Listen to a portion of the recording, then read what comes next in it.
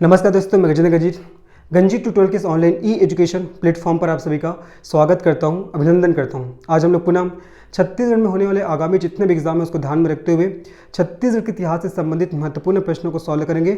और आज हम लोग पुनः मराठा शासन से संबंधित प्रश्नों को देखेंगे और ये हमारे छत्तीसगढ़ के आधुनिक इतिहास के अंतर्गत आता है। तो चलिए फिर आज के इस क्लास का हम लोग शुभारंभ करते हैं और बढ़ते हैं हमारे पहले प्रश्न पे। हमारा पहला प्रश्न क्या, देखो, निम्न में से असत्य कथन की पहचान कीजिए। आपको असत्य कथन की पहचान करना है। छत्तीसगढ़ के रतनपुर पर आक्रमण करने वाला मराठा सेनापति भास्कर पंत था। दूसरा, भास्कर पंत ने रतनपुर राज्य पर 1742 में आक्रमण किया। तीसरा, भास्कर पंत के आक्रमण के दौरान राज्य में रघुनाथ सिंह का शासन था। और चौथा, इनमें से कोई नहीं। तो बताना इसमें से कौन सा कथन आपका सत्य है। देखो, पहला पढ़िए कि छत्तीसगढ़ के रतनपुर पर आक्रमण करने वाला मराठा सेनापति भास्कर पंत था। तो पहला स्टेटमेंट हमारा बिल्कुल सही हो जाएगा। और भास्कर पंत ने कब आक्रमण किया था? 1741 में आक्रमण किया। और जब आपका भास्कर पंत ने छत्तीसगढ़ के रतनपुर पर आक्रमण किया था 1741 में, तब यहाँ किसका शासन चल रहा था? कलचुरी वंश का। किसका? कलचुरी वंश। ठीक है, कलचुरी वंश का शासन चल रहा था। और शासक कौन थे? तो रघुनाथ सिंह थे। कौन थे? शासक थे ये आपका रघुनाथ सिंह। ठीक है, शासक कौन थे? रघुनाथ सिंह थे। ये भी आपको अच्छे से याद रखना है। तो पहला स्टेटमेंट बिल्कुल सही हो जाएगा कि छत्तीसगढ़ के रतनपुर पर आक्रमण करने वाला मराठा सेनापति भास्कर पंत था। कब आक्रमण किया? 1741 में। इस समय यहाँ रतनपुर में कौन से वंश का शासन चल रहा था? कलचुरी वंश का। शासक कौन था? तो रघुनाथ सिंह था। दूसरा, भास्कर पंत ने रतनपुर राज्य पर 1742 में आक्रमण किया। ये तो गलत हो जाएगा। अभी जस्ट मैंने बताया 1741, तो 1742 तो नहीं आएगा, 1741 आएगा यहाँ पास। तीसरा, भास्कर पंत के आक्रमण के दौरान राज्य में रघुनाथ सिंह का शासन था। ये भी आपका बिल्कुल सही है। देखो, जब छत्तीसगढ़ के रतनपुर पर आक्रमण किया किसने? आपका भास्कर पंत ने। कब किया? 1741 में। तब रतनपुर में कौन से वंश का शासन चल रहा था? आपका कलचुरी वंश का। और इसके शासक कौन हुए थे? रघुनाथ सिंह। मैंने पहले ही बताया। तो तीसरा स्टेटमेंट भी क्या हो जाएगा हमारा? बिल्कुल सही हो जाएगा। तो आपका दूसरा स्टेटमेंट इनमें से असत्य है, तो यही हमारा आंसर हो जाएगा। साथ ही साथ एक चीज याद रखना कि जब भास्कर पंत ने, देखो, भास्कर पंत ने क्या किया था? आपका 1741 में आक्रमण किया था। 1741 में आक्रमण किया। इस समय यहाँ कलचुरी वंश के शासक कौन थे? रघुनाथ सिंह थे। कौन थे? रघुनाथ सिंह। ठीक है, रघुनाथ सिंह थे। और इसी समय क्या हुआ था? इसी समय रघुनाथ सिंह के पुत्र का मृत्यु हो गया था। रघुनाथ सिंह के पुत्र का क्या हो गया था जी? मृत्यु हो गया था। तो रघुनाथ सिंह अपने पुत्र के मृत्यु के वियोग में बहुत ज़्यादा व्याकुल थे। तो जब भास्कर पंत ने इसके समय में आक्रमण किया तो रघुनाथ सिंह जी ने भास्कर पंत के आक्रमण का विरोध नहीं किया। भास्कर पंत के आक्रमण का विरोध नहीं किया, जबकि स्वयं जाकर क्या कर दिया? भास्कर पंत के सामने अपना आत्मसमर्पण कर दिया। क्या कर दिया? अपना आत्मसमर्पण कर दिया। ये कहानी समझ में आया? मैंने क्या बोला कि जब भास्कर पंत ने जब आपका आक्रमण किया था तो उस समय रघुनाथ सिंह के आपका पुत्र है उसका मृत्यु हो गया था। उसके पुत्र का जब मृत्यु हुआ था तो वो अपने पुत्र के मृत्यु के वियोग में बहुत ज़्यादा व्याकुल था। तो इसीलिए जब भास्कर पंत ने आक्रमण किया तो उसके आक्रमण को उन्होंने विरोध नहीं किया। किसने? रघुनाथ सिंह ने। और उन्होंने स्वयं जाकर अपना आत्मसमर्पण कर दिया था। ठीक है, और भास्कर पंत ने भी क्या किया था? भास्कर पंत ने रघुनाथ सिंह से युद्ध नहीं किया था। भास्कर पंत ने भी रघुनाथ सिंह से क्या? युद्ध नहीं किया था। रघुनाथ सिंह से युद्ध नहीं किया था। भास्कर पंत ने क्या किया? रघुनाथ सिंह को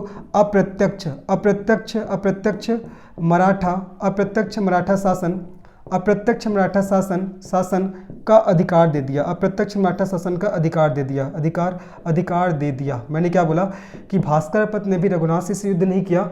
आपका भास्कर पंत ने रघुनाथ सिंह को अप्रत्यक्ष मराठा शासन के संचालन का ठीक है, संचालन का क्या कर दिया? अधिकार दे दिया। ठीक है, समझ में आया जी? ये कहानी समझिए मैं क्या बोला। देखो, जब भास्कर पंत ने 1741 में आक्रमण किया उसी समय रघुनाथ सिंह के आपका पुत्र का मृत्यु हो गया था। तो वो अपने पुत्र के मृत्यु में बहुत ज़्यादा व्याकुल थे। तो जब आक्रमण किया भास्कर पंत ने तो किसने? रघुनाथ सिंह ने उसके आक्रमण का किसी प्रकार से विरोध नहीं किया। वो स्वयं जाकर भास्कर पंत के सामने अपना आत्मसमर्पण कर देता है। और भास्कर पंत भी क्या करता है? भास्कर पंत है रघुनाथ सिंह से युद्ध नहीं करता है। भास्कर पंत है वो अप्रत्यक्ष मराठा शासन के संचालन का अधिकार किसको दे देते हैं? रघुनाथ सिंह को दे देते हैं।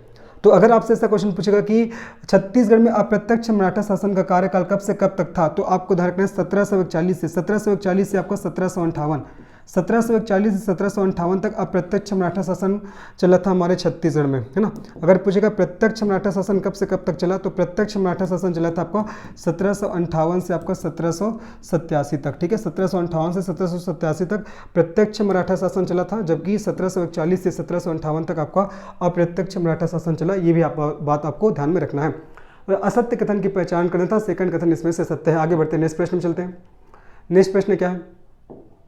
न्याय संबंधी सुविधाओं हेतु किसने रतनपुर में आपका नियमित न्यायालय की स्थापना की? बिम्बे जी भोसले, चिमना जी भोसले, वेंको जी भोसले और अप्पा साहब। इस क्वेश्चन का सही आंसर क्या आ जाएगा, न्याय संबंधी सुविधाएं हेतु किसने रतनपुर में नियमित न्यायालय की स्थापना किया। नियमित न्यायालय, रतनपुर में किसने नियमित न्यायालय की स्थापना किया, तो याद रखना है किसने, बिंबाजी भोसले ने। किसने जी, आपका बिंबाजी भोसले, बिंबाजी भोसले, बिंबाजी भोसले। और बिंबाजी भोसले का शासनकाल कब से कब तक था, तो याद रखना आपका 1758 से आपका 1787, 1758 से 1787 तक इसका कार्यकाल था। और इसी के शासनकाल को प्रत्यक्ष मराठा शासनकाल कहा जाता है। इसी के शासनकाल को प्रत्यक्ष मराठा शासनकाल, प्रत्यक्ष मराठा शासनकाल कहा जाता है। किसके काल को, आपका बिंबाजी भोसले, क्योंकि इन्होंने 1758 से 1787 तक क्या किया था, आपका शासन किया था। ठीक है, आगे बढ़ते हैं। बिंबाजी भोसले के पिताजी का नाम था आपका रघुजी प्रथम, रघुजी प्रथम इसके पिताजी का नाम था, याद रखना है। ठीक है, बिंबाजी भोसले की 3 पत्नियां हुई। कितनी पत्नियां, 3 पत्नियां हुई। सबसे पहला याद रखना है, सबसे पहला हो जाएगा जी आपका रमाबाई, रमाबाई, रमाबाई के बाद दूसरा हो जाएगा उमाबाई, उमाबाई के बाद तीसरा आपको याद रखना है आनंदीबाई। रमाबाई, उमाबाई और आनंदीबाई, ये इनकी 3 पत्नियां हुई ना, रमाबाई, उमाबाई और आपका आनंदीबाई, याद रखना है। तो इसमें से जो रमाबाई है, रमाबाई, जब बिंबाजी भोसले का मृत्यु होता है तो रमाबाई है वो उसके शोक में वन चली जाती है, उसके मृत्यु के शोक में वन चली जाती है। और जब बिंबाजी भोसले का मृत्यु होता है तो जो उमाबाई है उसके मृत्यु के शोक में सती हो जाती है। क्या हो जाती है, सती हो जाती है। ठीक है, सती हो जाती है, ध्यान रखना है। और इसका सती चौरा कहाँ है, तो रतनपुर में। उमाबाई का सती चौरा कहाँ है, तो रतनपुर में। और आनंदीबाई के संदर्भ में याद रखना कि महिपत राव दिनकर के साथ, महिपत राव दिनकर एक सूबेदार हुए थे, आगे बताऊंगा। महिपत राव दिनकर के साथ इसका सत्ता के लिए क्या हुआ था, संघर्ष हुआ था। सत्ता के लिए क्या हुआ था, जिसका संघर्ष हुआ था, ये आपको अच्छे से याद रखना है। ठीक है, किसका, आनंदीबाई का। ओके, एक चीज और याद रखना है बिंबाजी भोसले के संदर्भ में कि इन्हें हमारे छत्तीसगढ़ में परगना पद्धति के क्या माना जाता है, इसको सूत्रधार माना जाता है। परगना पद्धति के सूत्रधार माना जाता है। ठीक है, और अगर ऐसा क्वेश्चन आएगा कि परगना पद्धति को छत्तीसगढ़ में लागू करने वाला कौन है, छत्तीसगढ़ में लागू करने वाला, परगना पद्धति को छत्तीसगढ़ में लागू करने वाला कौन है, तो आपको बताना है विट्ठल राव दिनकर। क्या, विट्ठल राव दिनकर है ना, विट्ठल राव दिनकर। लेकिन अगर ऐसा क्वेश्चन आता है कि परगना पद्धति के सूत्रधार कौन हुए, तो आपको बताना है आपका बिंबाजी भोसले। और छत्तीसगढ़ में परगना पद्धति को लागू करने वाले कौन हुए, तो विट्ठल राव दिनकर। ठीक है, तो क्वेश्चन था कि न्याय संबंधी सुविधाओं हेतु किसने रतनपुर में नियमित न्यायालय की स्थापना किया, तो इसका आंसर हो जाएगा जी आपका बिंबाजी भोसले। इसका कार्यकाल कब से कब तक था, देखो आपका 1758 से 1787। आगे बढ़ते हैं, नेक्स्ट क्वेश्चन में चलते हैं। देखिए, बिंबाजी भोसले के प्रशासनिक अधिकारियों के संदर्भ में असत्य जोड़े की पहचान कीजिए। एक तरफ दिया है उसके प्रशासनिक अधिकारियों के पद के नाम और एक तरफ उसके प्रशासनिक अधिकारियों के नाम। देखो, राज्य का प्रमुख व्यवस्थापक घोड़ो महादेव, तो पहला वाला बिल्कुल सही है। बिंबाजी भोसले का राज्य का प्रमुख आपका व्यवस्थापक कौन था, घोड़ो महादेव था, पहला सही है। दूसरा, राज पंडित कृष्णा मोहिते, राज पंडित कृष्णा मोहिते नहीं था जी। राज पंडित कौन था, राज पंडित था कृष्ण भट्ट उपाध्याय, कृष्ण भट्ट उपाध्याय, ये आपका क्या था, राज पंडित था। जबकि ऑप्शन में दिया गया कृष्णा मोहिते, तो दूसरा वाला जोड़ा हमारा गलत हो जाएगा। कृष्णा मोहिते कौन था, ये कृष्णा मोहिते राजस्व अधिकारी था। कौन था ये, राजस्व अधिकारी, ये आपका राजस्व अधिकारी था, ये आपको याद रखना है। ठीक है, तो दूसरा जोड़ा गलत हो जाएगा। पहला, राज्य का प्रमुख व्यवस्थापक कौन था, घोड़ो महादेव, बिल्कुल सही है। राज पंडित कौन था, कृष्ण भट्ट उपाध्याय, जबकि ऑप्शन में बोल रहा है कि कृष्णा मोहिते, तो गलत हो जाएगा। कृष्णा मोहिते कौन थे, राजस्व अधिकारी थे। तीसरा, सेना विभाग का प्रमुख कौन था, कादर खान, तो तीसरा बिल्कुल सही है। चौथा, लेखा विभाग का प्रमुख कौन था, तो माधव रामचंद्र, ये भी आपका बिल्कुल सही है। तो आपको असत्य जोड़े की पहचान करना है, तो कौन सा जोड़ा असत्य है इसमें से, आपका कौन सा वाला, सेकंड वाला। राज पंडित कौन थे, कृष्ण भट्ट उपाध्याय, जबकि यहाँ पास बोला जा रहा है कृष्णा मोहिते, तो दूसरा वाला जोड़ा क्या हो जाएगा, हमारा असत्य हो जाएगा। आगे बढ़ते हैं, नेक्स्ट प्रश्न में चलते हैं। बाकी सब याद करना है ना, राज्य का प्रमुख व्यवस्थापक घोड़ो महादेव, राज पंडित आपका कृष्ण भट्ट उपाध्याय, राजस्व प्रमुख आपका कृष्णा मोहिते, सेना विभाग के प्रमुख कौन थे, कादर खान, और लेखा विभाग के प्रमुख कौन थे, तो आपका माधव रामचंद्र। आगे बढ़ते हैं। बिंबाजी भोसले के परिवार के संदर्भ में असत्य कथन की पहचान कीजिए। इनकी 3 पत्नियां थी, बिल्कुल सही है। बिंबाजी भोसले का शासनकाल था, मैंने बताया था आपका 1758 से आपका 1787, इसका शासनकाल।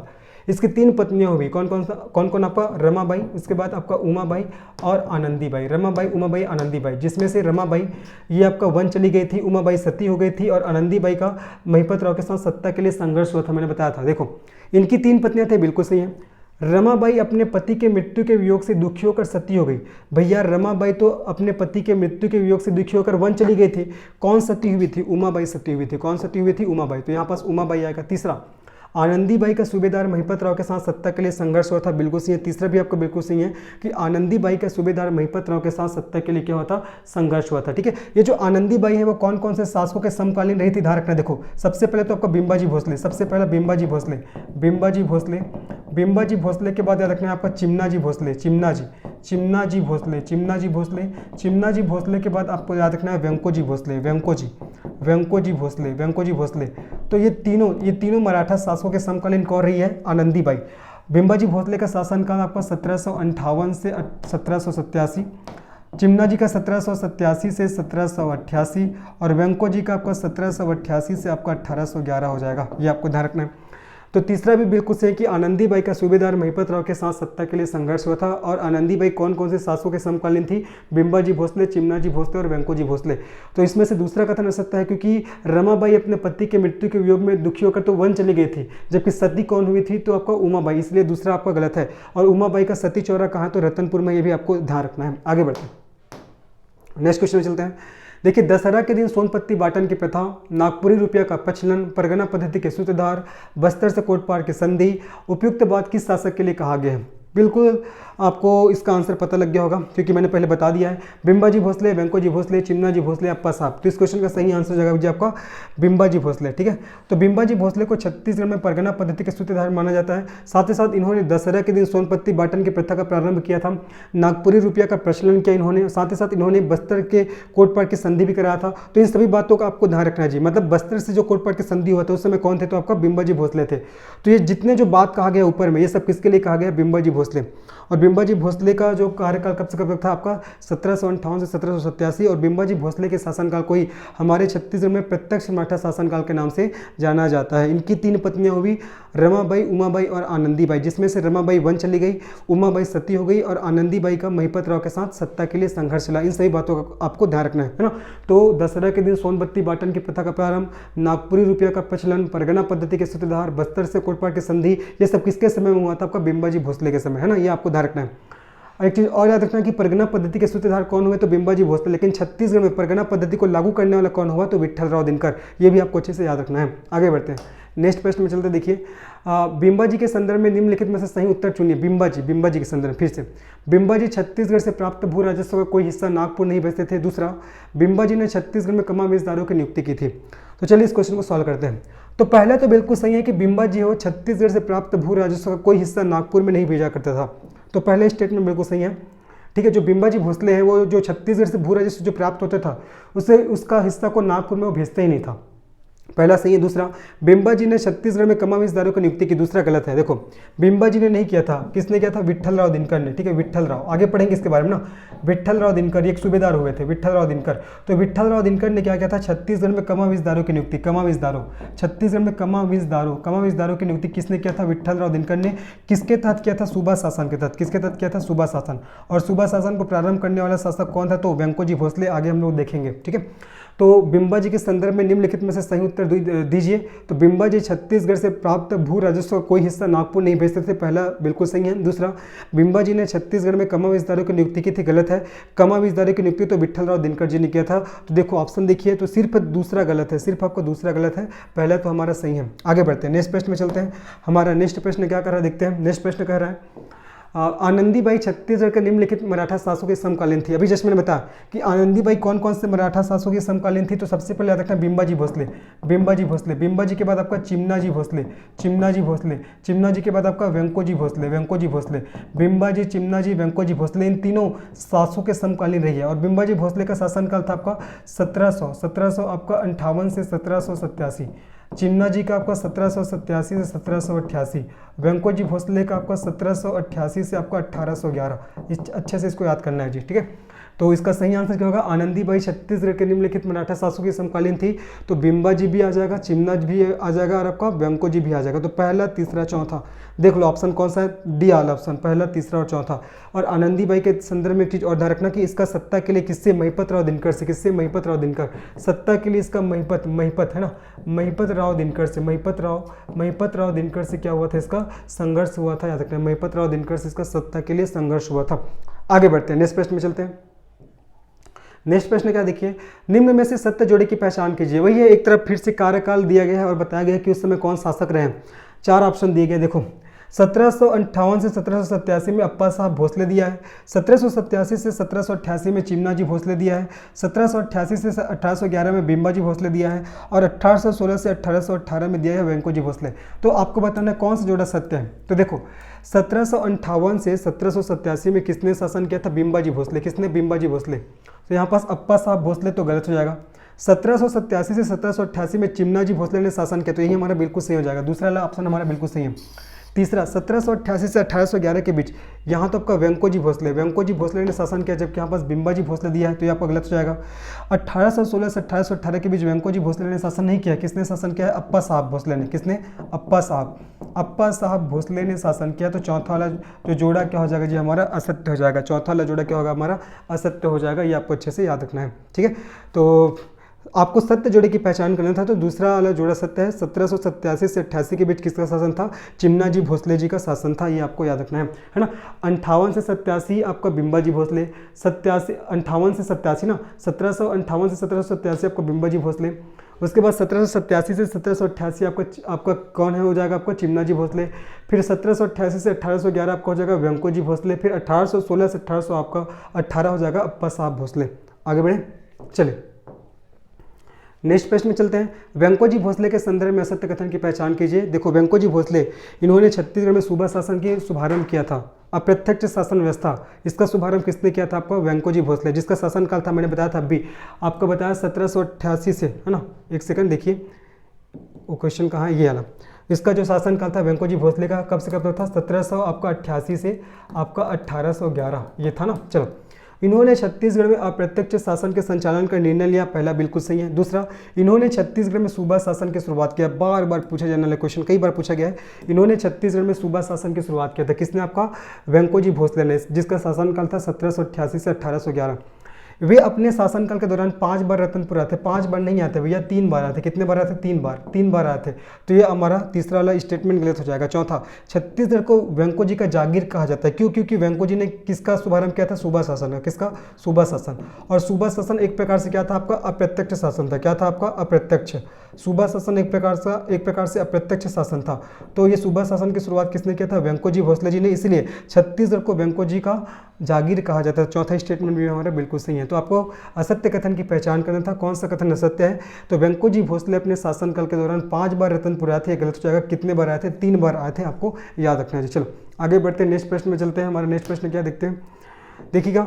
छत्तीसगढ़ के किस भोसले शासक के शासनकाल में इस राज्य में सूबा व्यवस्था लागू की गई? अभी जस्ट मैंने बताया, किसका? आपका वेंकोजी भोसले। किसका जी? आपका वेंकोजी भोसले, जिसका शासनकाल कब से कब तक था? आपका 1788 से आपका 1811, है ना। अभी जस्ट मैंने बताया था। चलो आगे बोलते हैं, आगे बढ़ते हैं हम लोग, नेक्स्ट प्रश्न में चलते हैं। हमारा नेक्स्ट प्रश्न क्या है, मराठा शासन के अंतर्गत छत्तीसगढ़ में सूबा व्यवस्था के अधीन प्रथम सूबेदार कौन थे?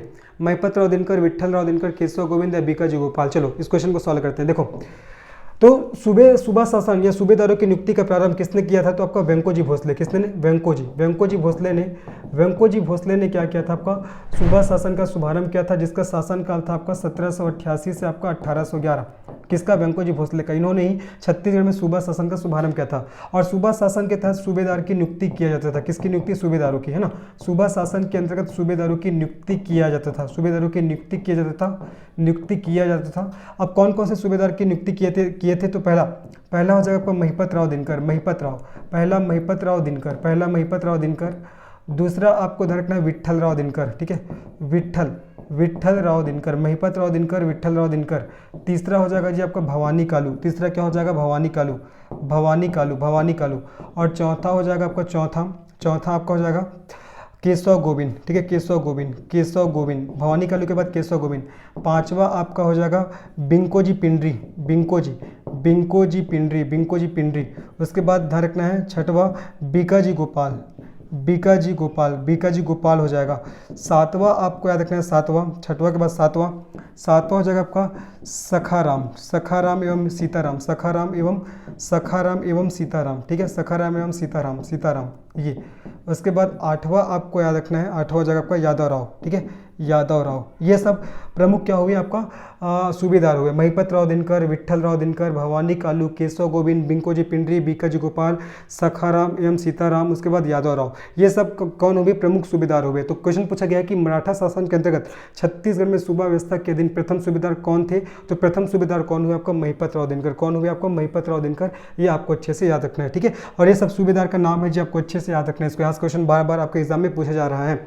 आगे बढ़ते हैं, नेक्स्ट क्वेश्चन में चलते हैं। निम्नलिखित कथन को पढ़िए। नागपुर के राजा रघुजी भोसला के सेनापति भास्कर पत ने रतनपुर पर आक्रमण किया था। तो पहला तो स्टेटमेंट बिल्कुल सही है, मैंने बताया था 1741 में आक्रमण किया था। दूसरा, रतनपुर राज्य की सेना में मराठों से युद्ध किया था। नहीं भैया, युद्ध वाला प्रोसेस तो हुआ ही नहीं था। तीसरा, रतनपुर का राजा युद्ध करते हुए मारा गया था। तीसरा भी आपका गलत हो जाएगा। देखो, मैंने बताया था कि जब 1741 में जब आपका मराठा सेनापति भास्कर पत ने आक्रमण किया था, तो उस समय यहाँ कलचुरी वंश का शासन चल रहा था रतनपुर में, और उसके शासक थे रघुनाथ सिंह। युद्ध कुछ नहीं हुआ था, युद्ध नहीं हुआ था, लेकिन यहाँ पास क्या बोला जा रहा है कि रतनपुर राज्य की सेना ने मराठों से युद्ध किया, गलत हो जाएगा। और रतनपुर का राजा युद्ध करते हुए मारा गया। जब युद्ध की बात ही नहीं होगा तो मारने वाला बात ही नहीं उत्पन्न होगा। तो आपका दूसरा और तीसरा तो गलत है। तो कौन सा स्टेटमेंट आपका सही है, केवल एक। तो इसलिए इसका सही आंसर क्या हो जाएगा, डी हो जाएगा, केवल एक सही है, ठीक है। तो नागपुर के राजा रघुजी भोसला के सेनापति भास्कर पत ने रतनपुर पर आक्रमण किया था 1741 में, और इस समय यहाँ कलचुरी शासन चल रहा था और शासक थे रघुनाथ सिंह थे, ठीक है। आगे बढ़ते हैं, पहला वाला क्वेश्चन में मैंने पूरा इसको डिफाइन किया हुआ है। आगे बढ़ते हैं, नेक्स्ट क्वेश्चन में चलते हैं। देखिए, निम्न में से असत्य कथन की पहचान कीजिए। कलचुरी शासन की समाप्ति के बाद इस राज्य में प्रथम मराठा शासक बिंबाजी भोसले था। पहला तो बिल्कुल सही है, पहला वाला बिल्कुल सही है। दूसरा, बिंबाजी भोसले की 4 पत्नियां थी। भैया 4 पत्नियां मैंने कहाँ बताया, मैंने तो 3 पत्नियां बताया। कौन कौन, आपका उमाबाई, उसके बाद रमाबाई और आनंदीबाई। उमाबाई, रमाबाई और आनंदीबाई, जिसमें से रमाबाई है ये आपका पति के मृत्यु के शोक में कहाँ चली गई थी, आपका वन चली गई थी। उमाबाई वो सती हो गई, और आनंदीबाई का सत्ता के लिए महिपत राव से क्या हुआ था, संघर्ष हुआ था। तो दूसरा स्टेटमेंट हमारा गलत हो जाएगा। इसकी 4 पत्नियां नहीं थी, 3 पत्नियां थी। बिंबाजी भोसले द्वारा रतनपुर में राम टेकरी मंदिर, ध्यान रखना है बहुत इंपॉर्टेंट है, रतनपुर में राम टेकरी मंदिर, खंडोबा मंदिर, लक्ष्मी नारायण मंदिर और संघमेश्वर शिव मंदिर का निर्माण कराया गया। ये तीसरा स्टेटमेंट हमारा बिल्कुल सही है ना। बिंबाजी भोसले द्वारा क्या क्या का निर्माण कराया जा रहा है, देखो, रतनपुर में राम टेकरी मंदिर, खंडोबा मंदिर, लक्ष्मी नारायण मंदिर और संघमेश्वर शिव मंदिर का निर्माण कराया गया। चौथा, बिंबाजी भोसले द्वारा रतनपुर और रायपुर का राजनीतिक एकीकरण किया गया। तो चौथा वाला स्टेटमेंट भी हमारा बिल्कुल सही है, ये चौथा स्टेटमेंट भी हमारा बिल्कुल सही हो जाएगा। तो आपको इसमें असत्य कथन की पहचान करना था, तो असत्य कथन कौन सा है आपका, सेकंड वाला ऑप्शन, इसलिए हमारा ये सेकंड हमारा आंसर हो जाएगा, ठीक है। आगे बढ़ते हैं, नेक्स्ट प्रश्न में चलते हैं। हमारा नेक्स्ट प्रश्न क्या देखते हैं, फॉरेस्टर किसके समय छत्तीसगढ़ आया था। देखो, फॉरेस्टर बहुत इंपॉर्टेंट क्वेश्चन है, ये भी कई बार आपके एग्जाम में पूछा गया है। तो देखो कौन कौन सूबेदार हुए थे। पहले तो महिपत राव दिनकर, महिपत राव दिनकर ये सूबेदार हुए थे, पहले मैंने बताया। उसके बाद मैंने बताया विट्ठल राव दिनकर, ठीक है, विट्ठल राव दिनकर। उसके बाद मैंने बताया था आप लोग को कि भवानी कालू बताया था। उसके बाद मैंने बताया था जी आपको केशव गोविंद, क्या बताया था, केशव गोविंद। ये सब कौन थे, ये सब सूबेदार हुए थे, है ना, सूबेदार। तो बोला गया है कि आपका फॉरेस्टर किसके समय छत्तीसगढ़ आया था, ठीक है। सूबेदारों की नियुक्ति होता है सूबा शासन के तहत, तो ये सभी सूबेदारों का नियुक्ति किया गया था। और सूबेदार जो मैंने आपको पहले क्वेश्चन में बताया हुआ है।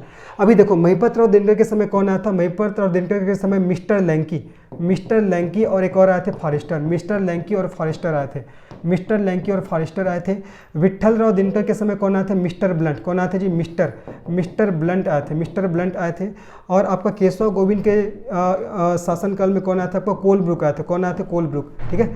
तो याद रखना, महिपत राव दिनकर के समय में मिस्टर लैंकी और फॉरेस्टर आए थे, विट्ठल राव दिनकर के समय मिस्टर ब्लंट आए थे, और केशव गोविंद के समय कोलब्रुक आए थे। क्वेश्चन क्या है, फॉरेस्टर किसके समय छत्तीसगढ़ में आया था, तो इसका सही आंसर हो जाएगा आपका महिपत राव दिनकर। किसके समय आया था आपका, महिपत राव दिनकर, ये आपको ध्यान रखना है। और इसका महिपत राव दिनकर का शासनकाल कब से कब तक था, तो याद रखना है आपको 1788 से 1790, 1788 से 90 तक इसका शासन था, ये आपको ध्यान रखना है, किसका, महिपत राव दिनकर जी का, ठीक है। ये प्रथम सूबेदार नियुक्त हुए थे हमारे छत्तीसगढ़ में सूबा शासन के अंतर्गत। और सूबा शासन का प्रारंभ किसने किया था, वेंकोजी भोसले ने किया था, ठीक है। तो महिपत राव दिनकर के समय आपका मिस्टर लैंकी और फॉरेस्टर आए थे, विट्ठल राव दिनकर के समय मिस्टर ब्लंट आए थे, और केशव गोविंद के समय कौन आया था, आपको कोलब्रुक आए थे। आपको अच्छे से याद रखना है। आगे बढ़ते हैं, नेक्स्ट क्वेश्चन चलते हैं। महिपत राव के संदर्भ में असत्य कथन की पहचान कीजिए। छत्तीसगढ़ के प्रथम सूबेदार थे। पहला आपका बिल्कुल सही है, मैंने बताया था। इसके शासनकाल में छत्तीसगढ़ राज्य की समस्त शक्तियां बिंबा जी की पत्नी आनंदीबाई के पास थी। तो दूसरा स्टेटमेंट भी हमारा क्या हो जाएगा, आपका बिल्कुल सही हो जाएगा। और इसी महिपत राव का आनंदीबाई के साथ सत्ता के लिए संघर्ष चला था। मैं पहले से बताते आ रहा हूँ कि आनंदीबाई का महिपत राव जी के साथ सत्ता के लिए संघर्ष चला था। तो इसके शासनकाल में छत्तीसगढ़ राज्य की समस्त शक्तियां बिंबा जी की पत्नी आनंदीबाई के पास थी। बिल्कुल सही है। 17 मई 1790 ईस्वी में यूरोपीय यात्री मिस्टर ब्लंट तो आपका विट्ठल राव दिनकर के समय आया था। आपका महिपत राव दिनकर के समय तो फॉरेस्टर आया था। कौन आया था, आपका फॉरेस्टर आया था, ये आपको ध्यान रखना है। तो ये तीसरा वाला स्टेटमेंट हमारा गलत हो जाएगा। चौथा, आनंदीबाई से सत्ता के लिए इसका संघर्ष हुआ था। चौथा भी हमारा सही हो जाएगा। तो पहला सही है कि यह छत्तीसगढ़ के प्रथम सूबेदार थे। दूसरा, इसके शासनकाल में छत्तीसगढ़ राज्य की समस्त शक्तियां बिंबा जी की पत्नी आनंदीबाई के साथ थी, ये भी बिल्कुल सही है। तीसरा, 17 मई 1790 ईस्वी में यूरोपीय यात्री मिस्टर ब्लंट का आगमन हुआ था, यह गलत हो जाएगा। आपका महिपत राव दिनकर के समय में फॉरेस्टर आए थे, है ना। और चौथा, आनंदीबाई से सत्ता के लिए संघर्ष हुआ, बिल्कुल सही है। मिस्टर ब्लंट तो आपका विट्ठल राव दिनकर के समय में आए थे। आगे बढ़ते हैं, नेक्स्ट प्रश्न में देखते हैं। विट्ठल राव दिनकर के बारे में सत्य कथन की पहचान कीजिए। ये छत्तीसगढ़ के द्वितीय सूबेदार थे, बिल्कुल सही है, ठीक है, ये भी आपका बिल्कुल सही है। सबसे पहले महिपत राव दिनकर, उसके बाद विट्ठल राव दिनकर। और विट्ठल राव दिनकर का कार्यकाल कब तक था, आपका 1790 से 1796, 1790 1796, ठीक है। ये तो ये छत्तीसगढ़ के द्वितीय सूबेदार थे। पहला महिपत राव, दूसरा विट्ठल राव। दूसरा स्टेटमेंट, इसे छत्तीसगढ़ में परगना पद्धति के जन्मदाता, मैंने बोला था ना, परगना पद्धति के सूत्रधार आपका कौन हो जाएगा, बिंबा जी भोसले। लेकिन परगना पद्धति को छत्तीसगढ़ में लागू करने वाला कौन हो जाएगा, तो आपका विट्ठल राव दिनकर। तो ये दूसरा सही है आपका, पहला भी सही है, दूसरा भी सही है। तीसरा, इन्होंने छत्तीसगढ़ों को 20 परगनों में विभाजित कर दिया था। तो तीसरा स्टेटमेंट गलत हो जाएगा। इन्होंने छत्तीसगढ़ों को, आपका 20 नहीं है जी, आपका 27 है ना, छत्तीसगढ़ों को 27 परगनों में विभाजित किया था, यहाँ पास 20 दे दिया गया। तो तीसरा स्टेटमेंट हमारा गलत हो जाएगा। चौथा, इनमें से कोई नहीं। तो आपको बताना है असत्य कथन कौन सा है। तो इसमें से तीसरा कथन असत्य है। इन्होंने छत्तीसगढ़ों को 27 परगनों में विभाजित किया था, जबकि यहाँ पास 20 परगना दिया है। तो ये आपका ऑप्शन गलत हो जाएगा, ठीक है। आगे बढ़ते हैं, नेक्स्ट प्रश्न में चलते हैं हम लोग। हमारा नेक्स्ट प्रश्न क्या है, निम्नलिखित में से किस सूबेदार के शासनकाल में पिंडारियों की गतिविधि का आरंभ हुआ और सरगुजा और छोटा नागपुर के मध्य सीमा विवाद हुआ। देखो, जबरदस्त क्वेश्चन है। तो किस सूबेदार के शासनकाल में पिंडारियों की गतिविधियों का आरंभ हुआ था, तो आपका केशव गोविंद, याद रखना, जो केशव गोविंद हुए, केशव गोविंद के जो शासनकाल में आपको पिंडारियों की गतिविधि का आरंभ, है ना, पिंडारियों की गतिविधि का आरंभ हुआ। साथ ही साथ सरगुजा और छोटा नागपुर, सरगुजा और आपका छोटा नागपुर के मध्य क्या हुआ था, आपका सीमा विवाद हुआ था। सरगुजा और छोटा नागपुर के मध्य क्या हुआ था जी, सीमा विवाद हुआ था। किसके समय हुआ था, आपका केशव गोविंद के समय, ठीक है। सबसे पहले आता महिपत राव दिनकर, फिर विट्ठल राव दिनकर, उसके बाद मैंने बताया था भवानी कालू के बाद आपको केशव गोविंद। और यही हमारे छत्तीसगढ़ में सबसे लंबे समय तक सूबेदार रहे थे, ठीक है, सबसे लंबे समय तक ये सूबेदार रहे थे, ठीक है, लंबे समय तक सूबेदार रहे थे, ये आपको याद रखना है, लंबे समय तक सूबेदार रहे थे, ठीक है, ये चीज़। तो पिंडारियों का आरंभिक गतिविधि और सरगुजा और छोटा नागपुर के मध्य सीमा विवाद किसके समय में हुआ था, तो आपका केशव गोविंद के समय में हुआ था। आगे बढ़ते हैं, नेक्स्ट क्वेश्चन देखो। अंग्रेजों और मराठों के बीच सहायक संधि, छत्तीसगढ़ के भोसला शासक वेंको जी की मृत्यु, अप्पा साहब को छत्तीसगढ़ में भोसला शासक के रूप में नियुक्ति, पिंडारियों की गतिविधियों अपने चरम पर थी और उपयुक्त घटना किस सूबेदार के समय में हुआ था, महिपत राव दिनकर, विट्ठल राव दिनकर, केशव गोविंद और बीकाजी गोपाल। तो इस क्वेश्चन का सही आंसर क्या हो जाएगा जी, आपका बीकाजी गोपाल। तो ये जितने जो घटना लिखा गया है ये सब किसके शासनकाल के समय हुआ था, तो आपको ध्यान रखना है बीकाजी गोपाल। ये भी कौन थे, एक सूबेदार थे। पहला महिपत राव दिनकर, दूसरा विट्ठल राव दिनकर, तीसरा भवानी कालू, चौथा केशव गोविंद, पांचवा बीकोजी पिंडरी और छठवां था आपका बीकाजी गोपाल, ठीक है। तो बीकाजी गोपाल के समय में ये सभी चीजें हुआ था, तो इसको भी आपको अच्छे से याद रखना है, ठीक है। तो ये आज का लास्ट क्वेश्चन था। होपफुली आप सभी को ये पसंद आया होगा। तो अगर आपको ये वीडियो पसंद आया तो निश्चित ही इस वीडियो को लाइक करिए और अपने दोस्तों को शेयर करिए और चैनल को सब्सक्राइब करिए। धन्यवाद, मिलते हैं नेक्स्ट पार्ट में, बाय।